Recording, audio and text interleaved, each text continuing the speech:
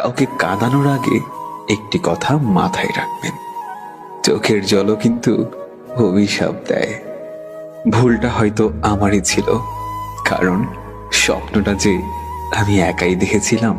বাস্তবতা হলো, নতুন মানুষ পেলে পুরান মানুষের কদর কমে যায়। কারো অবহেলিত ভালোবাসা হওয়ার চাইতে সারা জীবন একা থাকাটা অনেক ভালো। রাত্রি যত গভীর হয়, নিজেকে তত বেশি একা লাগে। চেয়েছিলাম ভালোবাসতে, কিন্তু কখন যে বিরক্তির কারণ হয়ে গেলাম বুঝতেই পারিনি।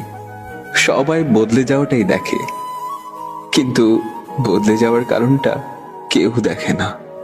আজ জীবনের বোঝা বইতে গিয়ে দেখলাম স্কুল ব্যাগটার বোঝা অনেক হালকা ছিল।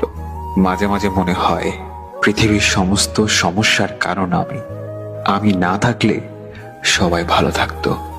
নিজের বিবেককে অন্ধকারে রেখে অন্যের বিবেক নিয়ে খেলা করার নামই স্বার্থপরতা। সব স্বপ্ন কখনোই পূরণ হওয়ার নয়, কারণ এটা তো দুনিয়া, জান্নাত নয়। কিছু হারিয়ে গেলে যতটা না কষ্ট হয়, তার চেয়ে বহুগুণ বেশি কষ্ট হয় কেউ বদলে গেলে। সময়টা সেই আগের মতোই আছে, কিন্তু আগের মতো আনন্দটা এখন আর নেই।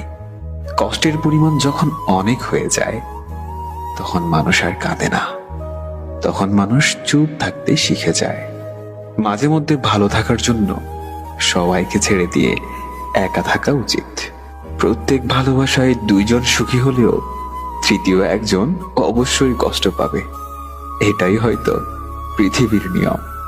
রাত জাগা মানুষগুলো অনেক অসহায়, কারণ তাদের অনুভূতিগুলো তারা কারো কাছে প্রকাশ করতে পারে না। মিথ্যা আশ্বাস দিয়ে কাউকে সাময়িক আনন্দ দেওয়ার চাইতে সত্য বলে কষ্ট দেওয়াটা অনেক ভালো। ছোট্ট একটি ভুলের কারণে যে মানুষটা অজুহাত দেখিয়ে চলে যায়, সে কখনোই পাশে থাকার যোগ্য না। মানুষ কখনোই ইচ্ছে করে বদলায় না। কিছু মানুষের অবহেলা, কিছু স্মৃতি আর কিছু পরিস্থিতি মানুষকে বদলাতে বাধ্য করে। আমি অল্পতেই রাগ করতাম তুমি আমার রাগ ভাঙাবে বলে, কিন্তু তুমি যে আমাকে ভুলে যাবে এটা আমি কখনোই ভাবতে পারিনি। হয়তো আমি সত্যিই ব্যর্থ, কারণ আমি কখনোই তোমাকে বোঝাতে পারিনি তোমাকে কতটা ভালোবেসেছিলাম।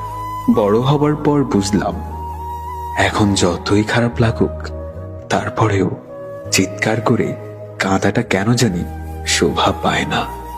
এখন আমি হাসতে ভালোবাসি,